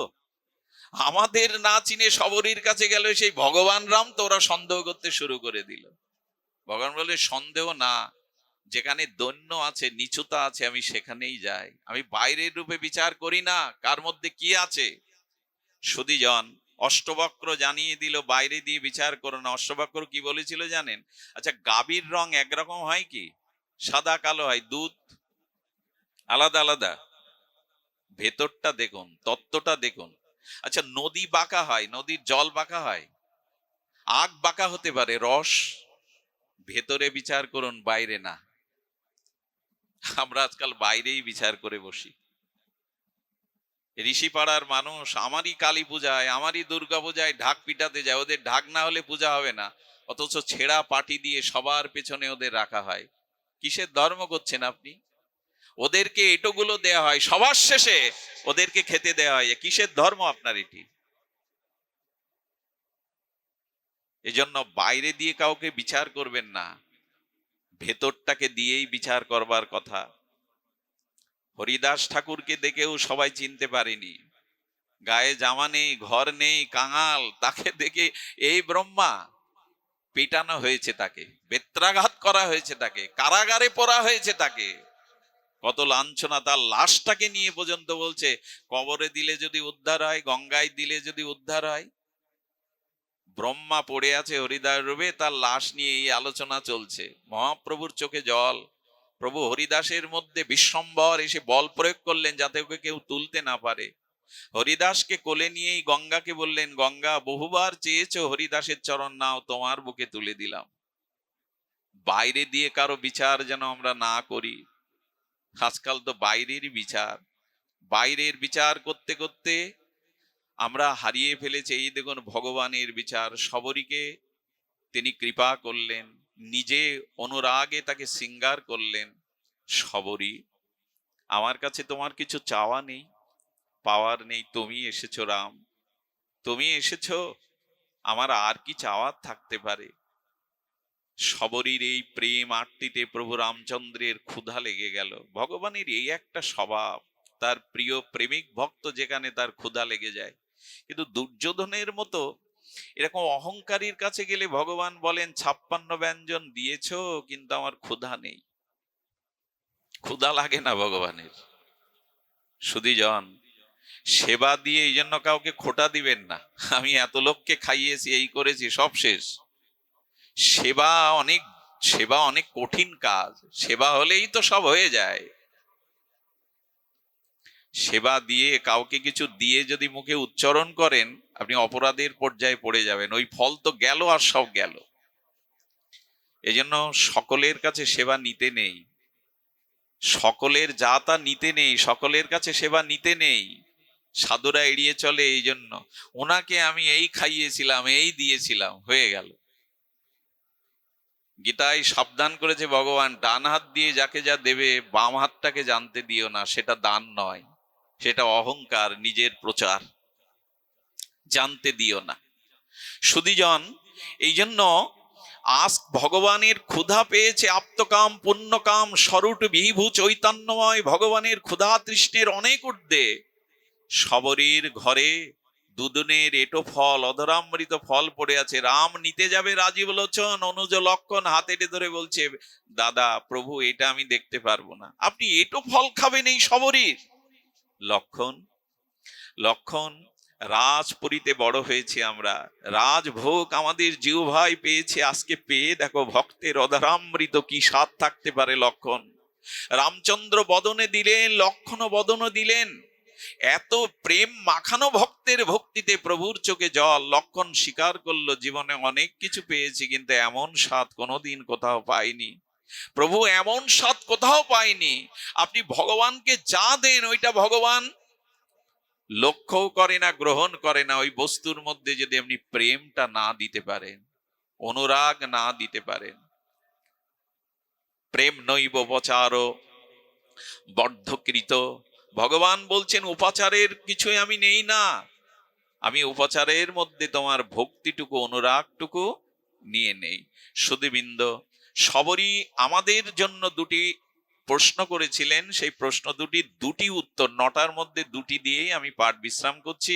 2টি আপনার সর্বশেষ সবরীর দ্বারা উত্থিত এই প্রশ্ন আপামর সকল জগৎজনের, এই মনে করে আপনার প্রশ্ন মনে করে আপনি ধ্যান দিয়ে শুনুন। এই প্রশ্ন দুটোর উত্তরেই আমরা বিশ্রাম রাখছি। প্রথম বলেছিলেন, প্রভু তোমার ভক্তি কয় প্রকার, কি কি আমাকে বলো। ভগবান যিনি পেয়েছেন, ভগবানের হাতে যিনি শৃঙ্গার করে বৈকুণ্ঠে গেলেন, তিনি কেন জিজ্ঞাসা করবেন ভক্তি কয় প্রকার কি কি? সবরীর জিজ্ঞাসা ছিল, আমি যেমন তোমার চরণ পেয়েছি, তেমনি এই জগৎ জীব যেন তোমার চরণ পেতে পারে, এই জন্ম মৃত্যু অভিশাপ মুক্তি হতে পারে। তুমি বলো তোমার ভজন কয় প্রকার এবং কি কি? এখানে রামচরিত মানসে রঘুপতি রাজীব লোচন ভগবান রামচন্দ্র তিনি নববিধা ভক্তির কথা বলেছিলেন। তার দুটি আমি সামান্য আপনাদের একটু স্পর্শ করি। এই প্রথম ভকতি সন্তনকা কর সংজ্ঞা। তুলসীদাস গোস্বামী বলছেন ভক্তির প্রথম সিঁড়ি, ভক্তির প্রথম সোপান, নববিধা ভক্তির প্রধান আদ্র শ্রেষ্ঠ, সেটি বলছেন প্রথম ভকতি ভক্তনকা কর সংজ্ঞা। রাম রঘুপতি রাজি বলোচন বললেন সবরই প্রথম ভক্তির সিঁড়ি, প্রথম ভক্তির আদ্য শ্রেষ্ঠ হলো আমার প্রিয় শুদ্ধ সাধু সঙ্গ করা। এরকম ভগবান পাওয়া তাকে বলছেন যে সাধু সঙ্গ ছাড়া ভজনের ক্রমোন্নতি হবে না, প্রেম ভক্তি পাওয়া যাবে না। এই জন্য বললেন সাধু সঙ্গ করো। সাধু সঙ্গই আমার প্রথম ভগতে। এই চিত্ত নির্মল কোনো জন্মেই হবে না। চিত্ত শুদ্ধি সুদূর পরাহত জন্ম জন্মান্তরেন যদি সাধু সঙ্গ না হয়, সাধুই পারে চিত্ত মার্জন করতে, সাধুই পারে আমার জীবনের বিপরীত পথ রচনা করতে। যে কামনা বাসনার পথে চলেছি, অন্ধকার নরকের পথে, ওই পথ ঘুরিয়ে দিতে পারেন, আমার জীবনের মোড় ঘুরিয়ে দিতে পারেন একমাত্র সাধু সঙ্গই। এটার যেখানে অভাব সেখানে অন্ধকার ছাড়া কিছু নেই। আজ পর্যন্ত ওই যে বললাম, যে ভগবানকে পেয়েছে তাকে ধরো, তাকে ধরলেই ভক্তি প্রাপ্তির সহজ সুলভ উপায়। যে তাকে পেয়েছে তাকে না ধরা পর্যন্ত প্রেম ভক্তি পাবে না। এই জন্য বলছেন আমার সাধু সঙ্গই হলো। সাধু সঙ্গ কেমন জানেন? ছোট্ট করে বলি। আচ্ছা, বসন্তে বৃক্ষের মধ্যে গাছের মধ্যে ফুল ফল মধু সুগন্ধ বাতাবরণ সিঙ্গার হয়ে ওঠে, শীতকালে বা অন্য বর্ষাকালে হয় না কেন? কারণ বসন্ত ঋতু এমন যে ঋতুর আগমনে প্রকৃতি সিঙ্গার হয়ে ওঠে। ঠিক আমাদের জীবনের ওই কাঠের মধ্যে, ওই গাছের মধ্যেই তো ফুলগুলি ছিল, তার সুগন্ধ ছিল, তার মধু ওর মধ্যেও ছিল, কিন্তু বসন্তে ছাড়া তো প্রকাশ হয়নি। তেমনি যার জীবনে সাধু সঙ্গ বসন্ত না এসেছে, তার ভেতরের সুপ্ত প্রেম ভক্তিও জাগরিত হবে না, প্রেম ভক্তিও প্রকাশ কখনো হবে না। আচ্ছা, বসন্তের সংবাদ কাক জানায় না কাকড়া জানায়? কে জানায়? কাক, কোকিল জানায়। পঞ্চম কুহুতানে কোকিলের কলকুঞ্জনে জানিয়ে দেয় দুয়ারে বসন্ত এসেছে, কাক জানায় না। তেমনি আপনার জীবনে ভক্তিরূপ প্রেমরূপ বসন্ত জানিয়ে যায় সাধুরূপী কোকিল। সাধুরূপী কোকিলই জানায় আপনার জীবনে বসন্ত আসবে, অন্য কেউ জানায় না। জীবনে শত কাজের মধ্যে সাধু সঙ্গ করুন, এছাড়া দ্বিতীয় কোনো পথ খোলা নেই। প্রথম ভগতি সন্তনকা কর সংজ্ঞা, দ্বিতীয় ভগতি মম কথা রতি প্রসঙ্গা। রাম ভগবান বলছে দ্বিতীয় রতি হলো সাধুমুখে আমার কথা শ্রবণ করা। এই দেখুন, এই দুটি সিঁড়ি, এই দুটি ভক্তি প্রেমের রাজ্যের একেবারে প্রধানতম সিঁড়ি, প্রধানতম ভজনাঙ্গ। সাধু সঙ্গে হরিকথা। সাধু সঙ্গ কাকে বলে? গিয়েই চা খাওয়া, নামের দল এসে বলে একটু চা করুন, তারপরে কি ওর মধ্যে আবার রাজনৈতিক আলোচনা, সামাজিক আলোচনা, সমালোচনা, এরপরে নাম শুরু হলো। এটা সাধু সঙ্গ না। সাধু সঙ্গটা কাকে শুনুন? সাধু সঙ্গের আবার এই সঙ্গ করতে করতে উঠে গিয়ে আবার টেনে আসে, টেনে এসে আবার এখানে বসে, ওই সময়টা তার ওই মাথায় চাড়া দিয়ে ওঠে এই নেশাটা। সাধু সঙ্গ কাকে বলে? নির্ভেজাল হরি গুণাগুণ ছাড়া যেখানে অন্য কোনো কথা উচ্চারণ হয় না, এরই নাম সাধু সঙ্গ। যেখানে ভগবানের নাম রূপ লীলা কথা ব্যতীত একটা আন কথা, সাংসারিক কথা উচ্চারিত হয় না, এরই নাম সাধু সঙ্গ। সব ঝড়ের মতো ওলট পালট, এই জন্য তো কিছু হয় না, এত কিছু করেও পথ এগোনো যায় না। আরে নোঙর না তুলে নৌকা বেয়ে কি করবেন? নোঙর তুলেনি, গ্রাফি তুলেননি, তো দাঁড় বেয়ে কত দূর এগোবেন আপনি?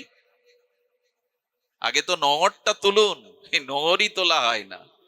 এই জন্য নির্ভেজাল সাধু সঙ্গ তাকেই বলে যেখানে শ্রীহরির নাম গুণাগুণ ব্যতীত অন্য কোনো চিন্তা, অন্য কোনো শব্দ উচ্চারণ হয় না। বললেন এই জাতীয় সাধু সঙ্গে রতি হওয়াটাই প্রেম ভক্তি প্রাপ্তির উপায়। যদি রতি হয়, যদি আসক্তি হয়, তবেই পেয়ে যাবেন। আর হরিকথাতে রুচি হলে যা হয়, ছোট্ট একটি ব্রজলীলার দ্বারা আজকের পাঠ বিশ্রাম এবং আপনাদের পুষ্পাঞ্জলি, আপনাদের হৃদয়ে এই লীলাটি পুষ্পাঞ্জলি রূপে আমি পূর্ণাহতি দিচ্ছি এই ভাগবত যজ্ঞের। মনে পড়ে ব্রাহ্মণ পত্নীগণ কৃষ্ণকে অন্ন দিতে জঙ্গলে গিয়েছিল, ব্রাহ্মণরা দেয়নি, তাই ব্রাহ্মণ পত্নী দয়গণ তারা কৃষ্ণ বলরামের জন্য অন্নের থালা নিয়ে প্রসাদ নিয়ে গিয়েছিলেন। আর কৃষ্ণের রূপ, কৃষ্ণের মাধুর্য, তার অঙ্গকান্তি, তার সৌন্দর্য মাধুর্য, তার লীলা ব্রজলীলা দেখে এই ব্রাহ্মণ পরে বসে সকলে এই কৃষ্ণের রূপমাধুর্য, গুণমাধুর্য, লীলা মাধুর্য কীর্তন করত। আর ওই ব্রাহ্মণ পল্লীকে এক কুমারী মেয়ে, নাম চন্দ্রাবতী। খুব অপূর্ব এই লীলাটি, হৃদয় স্পর্শ করবে আপনাদের। চন্দ্রাবতী ব্রাহ্মণ পত্নীগণের মুখে কৃষ্ণের নাম, রূপ, লীলা, মহিমা শুনত। আর এই যে শ্রবণে, ভগবানের কথা শ্রবণে যদি কারো রতি হয়, আসক্তি হয়, পিপাসা যদি নিরন্তর বেড়ে চলে, চন্দ্রাবতী গোবিন্দের নাম, রূপ, লীলা শুনে চমৎকারিত্ব লেগে গেল, হৃদয়ে কাঁঠালের আটার মতো লেগে গেল গোবিন্দের সেই চরণ, তার রূপমাধুর্য, তার পীতবরণ, তার ময়ূরপুচ্ছ সিকি পাখা, তার মুরলীধারী ত্রিবঙ্গ ঠাম মনোহর সুন্দরের রূপ যেন শ্রবণের মধ্যে দিয়েই এঁটে গেল। শ্রবণেই চিত্তে ভগবান প্রবেশ করে, হরিকথার ভিতরে কর্ণ দিয়ে হৃদয়ে ভগবান প্রবেশ করে। এটাই হরিকথার মহিমা। চন্দ্রাবতীর ঘুম নাই, খাওয়া নাই, প্রেমে পড়লে যা হয়, কাউকে ভালোবাসলে যা হয়, রাত কাটে না, তার চিন্তায় কোথায় দিন কোথায় রাত, ক্ষুধা তৃষ্ণা চলে যায়। জাগতিক ভালোবাসাতে এই হয়, তাহলে ওই জগতে কি হতে পারে? চন্দ্রার চোখে ঘুম নেই, ব্যাকুলতা, কবে ওই রূপ দেখব, কবে ওই চরণ দুখানা স্পর্শ করব, কবে তার মধুর মুরলীর ধ্বনি কর্ণে বাজবে, কবে তার অসমধ্য মাধুর্য রূপ মাধুর্য নয়ন মনে অঙ্কিত করব। একদিন রাত 3টের সময় এই ব্যাকুলতায় ঘরের দোর খুলে বেরিয়েছে ব্রজের উদ্দেশ্যে। পথ চেনে না। এদিন ব্যাকুলতা কাকে বলে? পথ চেনে না। এই যেন বিল্লমঙ্গল ঠাকুরের মতো অন্ধ বিল্লমঙ্গল ব্রজে চলেছে, আর গাইতে গাইতে চলেছে, আমার হাত ধরে তুমি নিয়ে চলো সখা, আমি যে পথ চিনি না। আসলেই আমরা ব্রজের পথ চিনি না। চন্দ্রাবতীও বেরিয়েছে গোবিন্দের সেই ব্রজের পথে, ব্যাকুল হতে হতে কে যেন তাকে পথ চিনিয়ে ভোরের আলো ফোটার আগে মথুরা থেকে ব্রজে এলো। যখনই ভোরবেলা ব্রজে এলো, প্রকট লীলাতে ওই দিন প্রভাতে করে রথে করে ভগবান মথুরায় চলে গেছেন। আর এই চন্দ্রাবতী এসে দেখে বলল, তবে আজকে তোমার যাওয়ার সময় হলো? আমি এত ব্যাকুলতা নিয়ে তোমার দর্শনে এলাম, আজই তুমি চলে গেলে? হতভাগিনী আমি, আমার মতো দুর্ভাগিনী আর কে আছে? কাঁদতে লাগলো।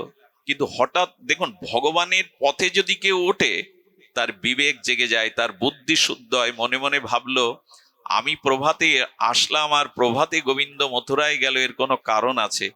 গোবিন্দ আমাকে ঘর ছেড়ে বৃন্দাবনে এনেছেন, তার কোনো কারণ আছে। কারণটা কি খুঁজে পেলে? ভক্ত সবসময় কারণ খুঁজে পায়, ভগবানকে দোষারোপ করে না, সে নিজের কারণ খুঁজে পায়। বলো, ও গোবিন্দ আমাকে এনেছে, তার কারণ। দেখছে যশোদা মা পড়ে আছে ধুলায়, নন্দ বাবা যেন পাথর প্রতিমা হয়ে গেছে, ব্রজ সুন্দরী তদিগণ কেউ ধুলায় পড়ে মূর্ছিত হয়ে আছেন, কেউ বা হাহাকার করছেন, হা প্রাণনাথ, হা ব্রজনাথ বলে, কেউ বা মূর্ছিত হয়ে গাল দিয়ে ফেনাবিল, দুগ্ধ ফেনাবিল গেজা বেরিয়ে যাচ্ছে। গাভীগুলোর মুখে তৃণ, কিন্তু তারা খেতে পাচ্ছে না। বৎসগুলোর মুখে দুধ, কিন্তু গালসি দিয়ে পড়ে যাচ্ছে। শোকসারী সঙ্গীত ভুলে মথুরার দিকে তাকিয়ে আছে।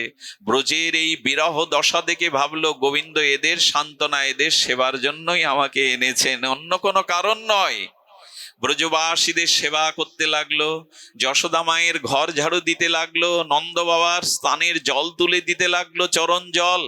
সবাই দেখছে এই মেয়েটাকে, কিন্তু চন্দ্রাবতীকে দেখে কেউ কিছু অন্য কিছু ভাবছে না। কোথা থেকে এলো, কে মেয়েটা? কারণ তারা কৃষ্ণ বিরহের মধ্যে এমন একজন সান্ত্বনা, এমন একজন সেবিকা পেয়ে সবাই কিছুটা ওর প্রতি নির্ভরশীল হয়ে গেল। আর গোবিন্দকে সাধুবাদ দিয়ে বলে, তোমাকে পাইনি, কিন্তু তোমার ভক্ত সেবার অধিকার দিয়েছো প্রভু, এটা তোমার কত কৃপা, এইটাই তোমার করুণা, আমার প্রতি তুমি অধিকার দিয়েছো। সুধীবৃন্দ, এরপরে লীলা অপ্রকটের আগে আপনারা জানেন, কুরুক্ষেত্রের সূর্যগ্রহণে দ্বারকা এবং বৃন্দাবনের মিলন হয়েছিল। মথুরা দ্বারকাবাসী আর বৃন্দাবনবাসীর মিলন হয়েছিল কুরুক্ষেত্রে। সেই কুরুক্ষেত্রে যশোদার তাঁবুতে কৃষ্ণ এসেছেন, মা বলে কোলে উঠলেন। আর বৃদ্ধা যশোদার বুকের মধ্যে দিয়ে স্নেহ এমন দুগ্ধ খরিত হতে লাগলো। গোবিন্দ মা যশোদার কোলে উঠে আগেই বলছেন, মা চন্দ্রাবতী কোথায়? ধ্যান দিন শব্দের দিকে। কৃষ্ণের দিকে তাকিয়ে যশোদা বলছে, চন্দ্রাবতীকে তুই চিনিস? তুই যেদিন চলে গিয়েছিস সেই দিন তোটা মেয়েটা এসে প্রাণ ঢালা সেবা করছে, তুই কি করে জানিস? গোবিন্দ নীরব, তার চোখ সজল। ভক্তকে চিনবে না ভগবান তো কে তাকে চিনবে? বলে, মা চন্দ্রা কই? মা চন্দ্রা কই? দেখলেন কৃষ্ণ ব্যাকুল হয়ে খুঁজছে। মাকে সান্ত্বনা দিয়ে মায়ের হাতে সেবা নিয়ে দুয়ারে এসে চারিদিকে তাকাচ্ছে। ওগো সেবক, সেবাকারী ভক্তের দিকে ভগবানই খুঁজে ফেরে। শুনেছিল গোবিন্দকে আমি দেখব, তাই কিছু ফুল তুলে এনে হাতে অঞ্জলি করে আসতে গিয়েই দেখে দুয়ারের সামনে গোবিন্দ দাঁড়িয়ে। তার ধ্যানের দেবতা, প্রাণের দেবতা, তার প্রাণারাম, জীবনের সর্বস্ব যাকে দিয়ে ঘরে বেরিয়েছিল রাত্র এই দ্বীপ্রহরে, সেই গোবিন্দকে দর্শন করেই ব্যাকুল চিত্তে সজল নয়নে এই চন্দ্রাবতী গোবিন্দের চরণে পুষ্পগুলি দিয়ে মাথা রাখলো।